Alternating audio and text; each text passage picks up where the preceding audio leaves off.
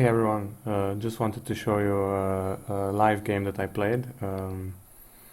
This is probably not going to be something that's very common for me to show you these live games, but yeah, a little bit of bragging can't really hurt. So yeah, also this whole layout thing, I don't really know. Um, and you can see kind of all the moves here, but I don't know how to fix it very well. Anyways, so mm, I'm playing in this live tournament that is actually played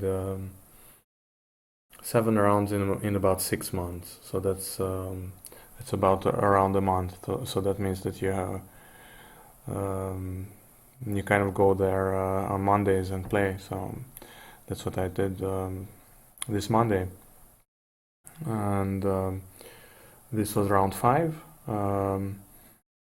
I From the first 4 rounds I had 2.5 points, so that's a little bit better than 50%. So 2 victories, 1 draw, and 1 loss.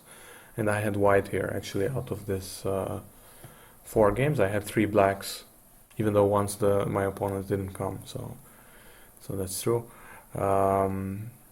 And I played against somebody who's a bit better rated than me. 1850. I'm about 1700. Where I'm supposed to tell you this obligatory caveat that of course I'm underrated, and my opponent is 1850, but he used to be 2050, so he's a bit he's close to 70 now. So that's also a little bit double-edged, because you don't know, like, does it mean that he is playing like a 2000 in some situations, but like 1600 in other situations, or does it just mean that he's generally worse? I don't know. I think this is a silly discussion. I just had 32 pieces, 16 pieces, and he had his 16 pieces, and we just played some chess. So I opened c4, which is something that I'm doing nowadays. It's really, I don't think it's amazing or it's bad, but I just do it. C4, knight f6, g3. I'm gonna go through very quickly the opening, because honestly I don't really know anything about it. So here, I don't know, black has so many different moves, it will be difficult to really understand. Of course d5 is not allowed, so black prepares it with e6, and here I just decided to play e4, which is not necessary. You can also play like this one and something like this, but and isolate this pawn. This is the Taras defense, actually. It's kind of funny, but okay, it's just so many different stuff here. I'm not gonna show you too much. d6, then I put my knight here. This is actually important. What is this, like this knight? Can I I don't know. So this knight here is like, this is one of the main differences between my setup and his setup, because my knight is on e2, so that means that the f pawn is not blocked, which you will see later that I will use that. But okay, bishop e7, of course I don't want that. Okay, so bishop e7, so he doesn't put the bishop on g7. That's also a difference, but let's just go on. Castles, and here I played d4. So this knight supports this d4 move, but also allows later maybe an f4 or something. For people who are peeking, you can see that I actually did play f4 eventually. But okay, so d4, actually here black can also take, and then it's some kind of a Sicilian structure or whatever.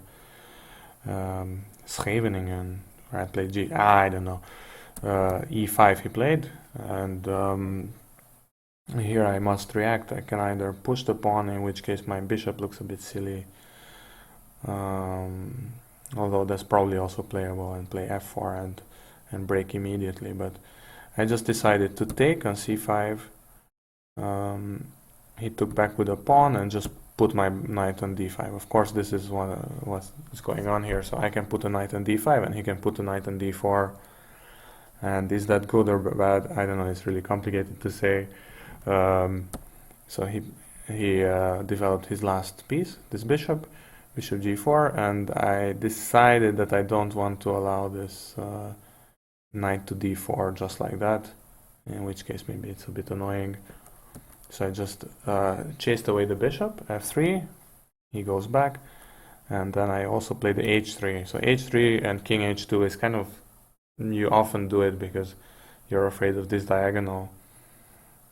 I don't know how to draw arrows, sorry. You can see that I'm very well prepared. h3, and I want to go king h2 next. Maybe f4 was better, but I don't know. Let's just go on. This is not so important. Actually, the end position is what I want to show, and this is in 25 moves or something.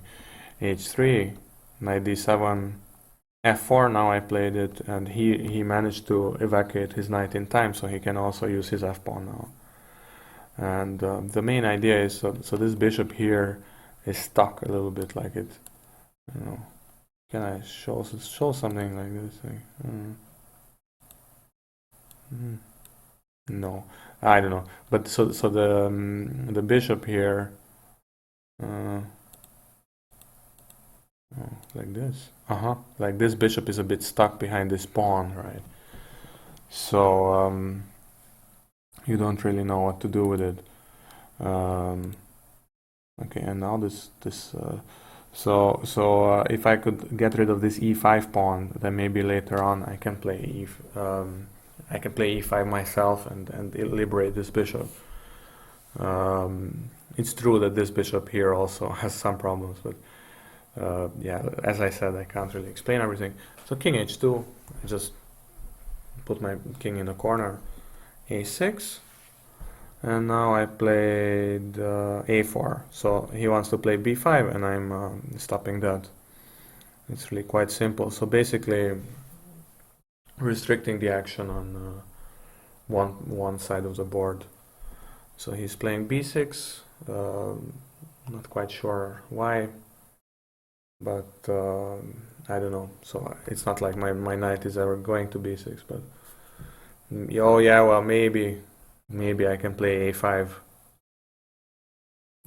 at some point, and he wants to prevent that.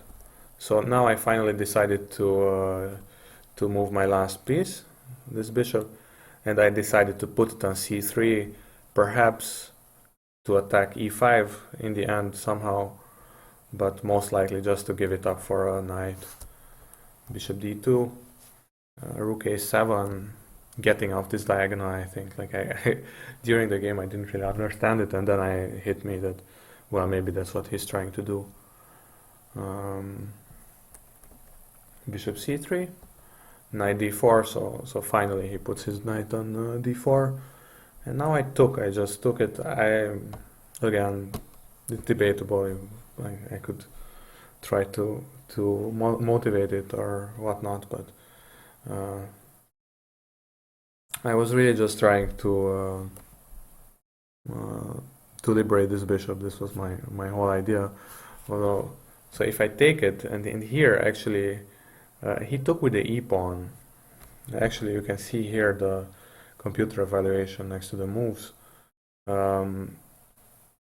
He took with the e-pawn, but I think it's definitely the wrong choice, and also like the computer apparently agrees with me. So he took with the e-pawn, which immediately gives me this possibility of playing e5. Maybe not immediately, but soon. So my e-pawn is now unblocked, and it's true that he has this passed pawn, but he would have had it anyway, even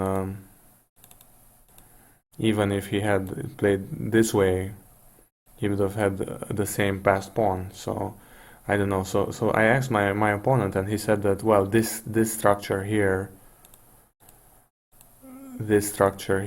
is stronger with the 4 pawns, but I I honestly think it's nonsense. Of course, it was maybe my idea was very simple-minded, but he played right into it, so I don't know.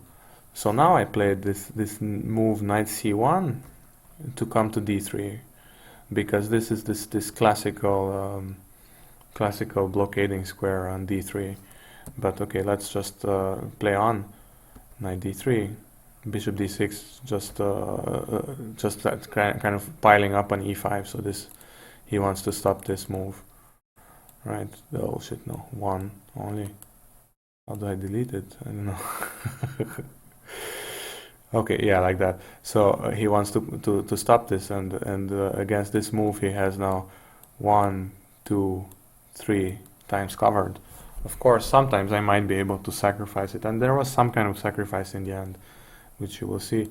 a5, I don't quite know what he's doing, but well, he also wants to stop b4, so sometimes I had this move b4, but now, well, it's gone.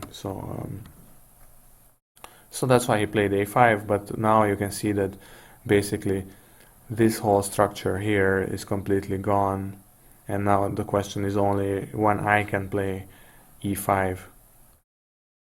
There's no way he has any plan here, so I think here I'm quite a bit better, or easier to play at any rate. And now I started this weird maneuver here, which, well, maybe you'll find it funny, but so queen c2. I was going to maybe protect c4 in case I want to move this knight somewhere, or also to put this rook on e1, right? It was blocked by the queen, so you need to prepare the queen, like put the queen somewhere. I was actually thinking of this move. Oh wait, with the blue one. Of this move for some reason. I don't know why not, but blue one. I'm sorry. So I was thinking of this move, and I wasn't quite sure why, but in the end, basically that's where my queen ended up. We will see. It's kind of funny. So bishop f7, clearing the e file, right? He wants another piece to attack e4. It's not really attacking e4, but you can try to prevent e5. So that's what he's trying to do. Rook here, right, rook e8, queen f2. So now you can see I'm doing a lot of queen moves here. Bishop g6, queen f3 again. So like I realized that if I play e5 now, right, then he has, of course, bishop takes d3. So I just said, wait, then I cover first. I cover the knight first, and then maybe I can play e5. I was really like, all of this stuff is tentative now. Rook f8, so he's trying to put some pressure on the queen, right? So if I ever play e5, he can take, and the f-pawn is pinned. So I said, oh, okay, then I move again with the queen. And yeah, here the computer wanted to play h4 and h5. h4, bishop b8, h5, bishop f7, h6. Something like this. Of course, you have a lot of different variations here. I can't really get into it. And also, I don't really understand them because there's really a lot of different stuff going on. So queen e8, and this is obviously, like, this is something that you learn very quickly in chess, that you're not supposed to put the queen in the same file as the rook, and this will be one of the things that happened here. So it's a bit weird, but okay.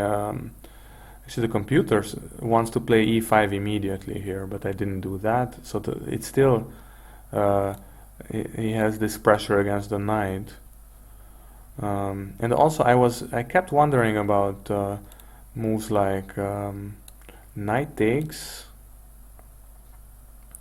and if he takes back with the knight, then I would have something like e5, which is a fork. But of course, it's not that simple, because if I take and the knight takes, and I play e5, then my queen hangs. So anyway, I don't know how to clear all this. I don't know how the highlights, erase, or remove. Oh yeah, remove all highlights. That's a good button. But so I didn't want to do that. I just played queen h4, and now if you look at it, what I did with my queen, it's like 1, 2, 3, 4, 5, right? So I could have done the same maneuver. H5 wasn't covered then, with just two moves. Let me get a different color. Let's say yellow. Could have done that in 2 moves. So basically I wasted 3 moves, but he was also kind of like shuffling around. And now he played bishop b8, which basically eliminates this idea of this fork. So this knight takes f6, whatever takes f6 and e5, because the bishop is now gone. But now I just went for it. I just said e5. And this is, yeah, it's quite a strong move.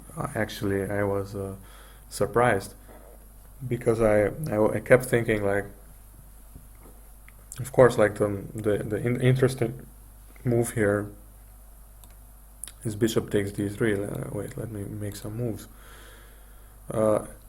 Bishop takes d3, and then of course the idea is to take here, and then you have the attack on the queen, and this is, so everything comes with a tempo. But apparently the computer, and yeah, it's kind of a complicated situation, so it's not something that is easy to calculate. It just looked like quite a strong move, and the computer actually wants to defend by just putting back the, just giving back the piece immediately. So if I now take, this was just some variation that the computer gave me. I take, then he can take 1 rook back, right? And then there is some kind of a bishop e4 threatening mate, right? And I don't know, apparently this is equal, which I don't know why it's equal, but yeah, like I said, it's a messy situation. And this is what the computer wants to play, so it's really stuff that you don't really know what's going on. And this was the other one. If I just take back the rook, then he takes with the pawn, and now I can win back the exchange like this. And this is apparently a little bit better for me, although I definitely like it for white, but yeah, I don't know.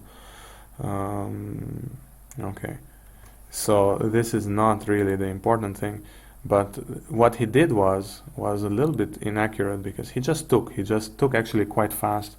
We were playing with time control that's like 90 minutes for the first 40 moves, and 30 minutes after that. So that means that, and here he had maybe like half an hour left, so he played maybe like 1 hour. He used like 1 hour up to now, and me maybe 45 minutes. So I was about 15 minutes ahead on the clock, and I was kind of attacking in a way. So I started playing also a bit faster, and he was a bit in time pressure, a little bit. So like he had like half an hour for 13 moves. So that's not that bad, but it's also so he didn't want to try to calculate what happens if he takes on d3 and so on. And I mean, of course, I had some partial ideas, but I wasn't sure. Okay, so f takes e5, and now the thing is, I can play knight e7 check, and after he goes in the corner, I have another check. And this bishop now is really, was really my idea all along. This bishop is now the only light squared bishop, and I can come in at some point, right? Come in here and attack, or come in here and give some checks or something. So you can see like all of these squares, everything here, all the light squares are really weak.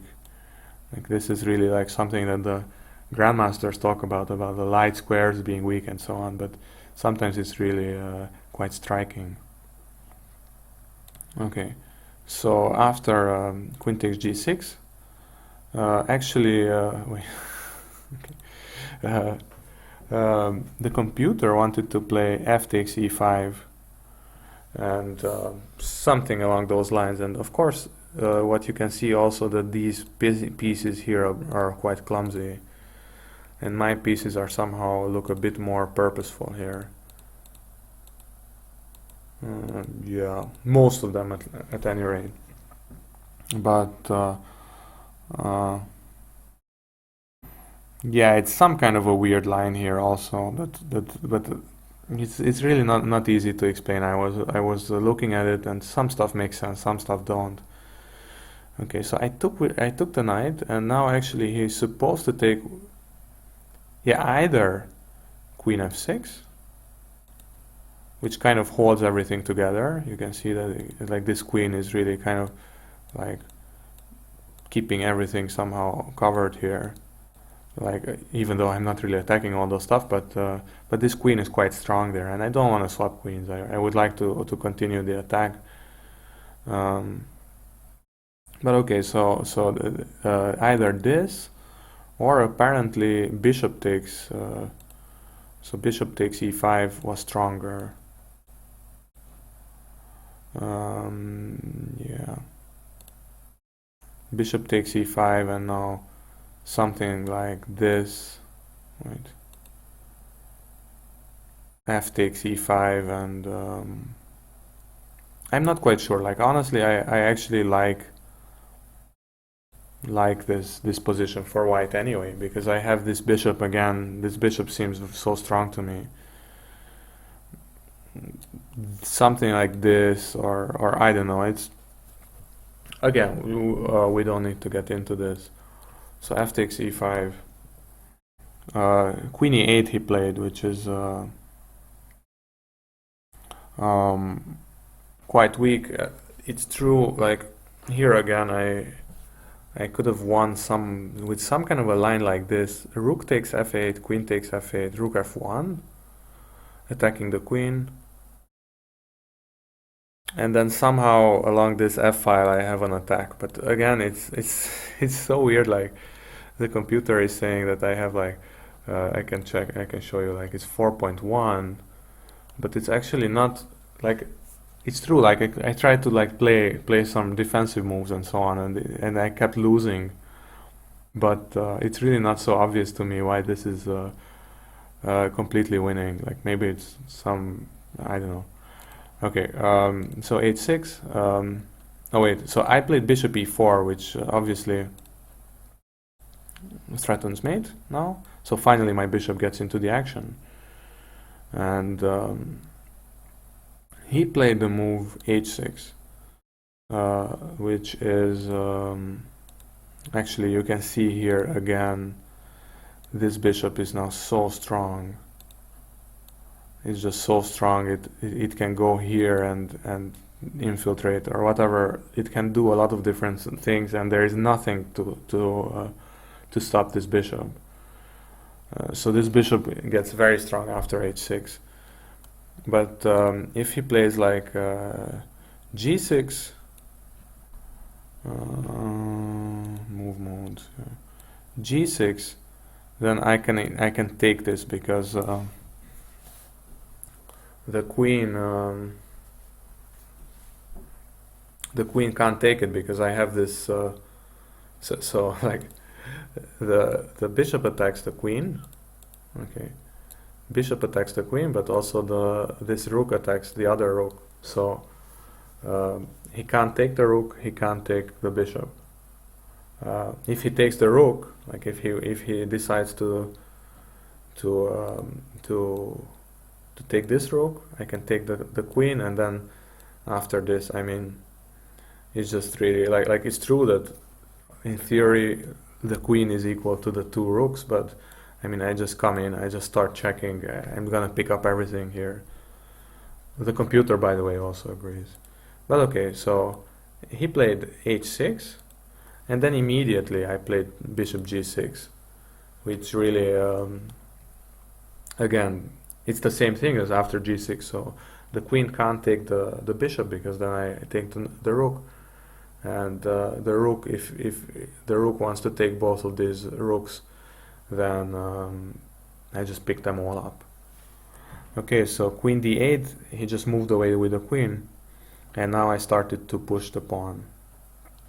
This pawn that was up for grabs a few moves, this pawn is now just starting to roll. And actually it's funny that the computer still thinks that I made a mistake. Like, the strongest that at least that I can see here is this move. Rook takes f8, queen takes f8, and then rook f1. Really cool stuff.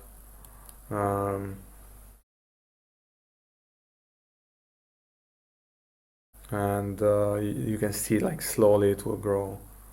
The evaluation, and like, I come in with my pieces. e6 apparently is a little bit weak, but I don't know, let's not get into it. His defensive move that he missed was this one, which somehow keeps everything together. Of course, this bishop here is quite again, this bishop is the strong bishop. Well, I mean, both bishops are obviously strong, but so they're like completely in parallel universes, right? So like, this bishop can kind of withstand the stuff. By the way, if he this queen was actually emprise, so if he wants to take, he can take. I can't take back, but this is mating one, right? So this is just okay. So I played e6 and he played rook e7, which on the face of it looks okay. And again, there was some mix-up here, but I think rook f7 is still okay as a move. Again, he had some kind of a bishop d6 move here. But I'm still somehow in control, so I think I can still, like, try some stuff. But that's not the main point of this video. The main point of the video is that he played this plausible looking rook e takes f7, and now it's actually kind of cool. Like, you have various stuff to do. If you take the queen, now of course my queen is really emprise. I have nothing on the f file anymore. So if I take back, I don't know, let's say this one, then he can take the queen, right? And I have no checks, and actually he's gonna take a next move. So this is pinned. This can't go, and the next move he's gonna take this and checkmate me and whatever. So this was a bad idea, but I took the queen. And this is actually the funny thing, is that on the first sight you say, oh wait, but this rook now has a check, right? But if he gives this check, I just move away with the king, and he has nothing better to do than just take the queen again, because it's a queen, right? So he needs to take the queen at some point. If he plays something like this, then I just take, and he can't take, right? He needs to. I mean, he has a choice between taking the queen or taking the rook, and of course he's gonna take the queen. And we're gonna get back the same position as in the game.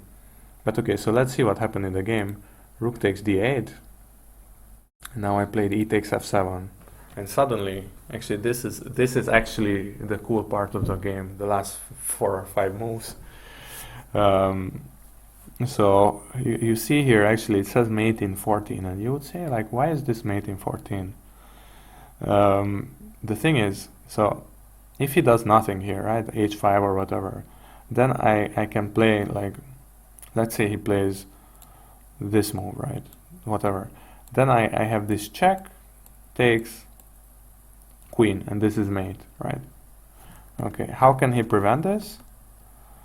He has only one move to prevent this, because he needs to come with the rook here, right? He did do that. But now after rook e8, bishop d6 to protect the rook, right?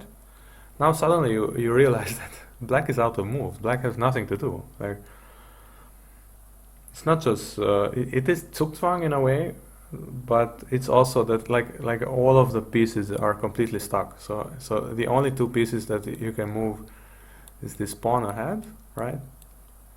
And this pawn ahead, and that's it. If you move with the bishop, right, then I take it. If you move with the rook, well, where are you gonna move? Here, then I take it, right? If you take this, then I take it and queen, and that's it. You can't take an f7, and of course, the funny thing is the king is completely stalemated, so the king can't go anywhere. So let's just clear that. Rook, bishop d6, and now I just started moving with the king. So this bishop needs to stay here actually. So king g2. Wait. So king g2, d3, and actually here it was important for me not to go bishop takes, because if I play bishop takes, then he has g5, in which case I'm still better, but he's not stuck anymore, so he can come like king takes, king g7, and rook takes f7, right? It's not that simple, but it's definitely much harder than it needed to be. So actually d3, king f3, d2, king e2, and that's it. That was the game, because none of the pieces can move. So mate in 8, that actually means, let's say he comes here with a queen, right? I take, h5 is really the only move he can make, or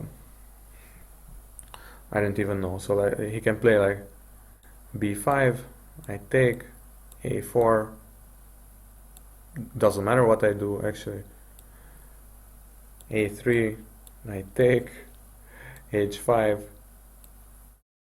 I can also just like move h4, and now he's really out of moves. So his only move is this one, right? Otherwise it's mate in 1. This one I take. Now he needs to go somewhere with the rook, let's say here, check, takes, and mate. So it was really cool, like to see that how stuck he was. And actually, like when I played rook f7, I saw this position. Like when I saw a rook f7, I saw that it's gonna get this stuck. Like I saw that it will be stuck. Of course, I missed a lot of different stuff, like a lot of different stuff. Like this. He takes f7.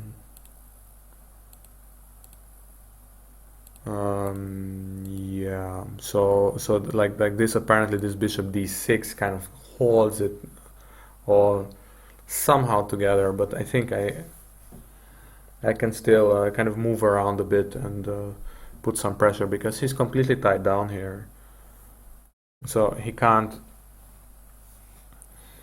like you have all these various pins as well. Like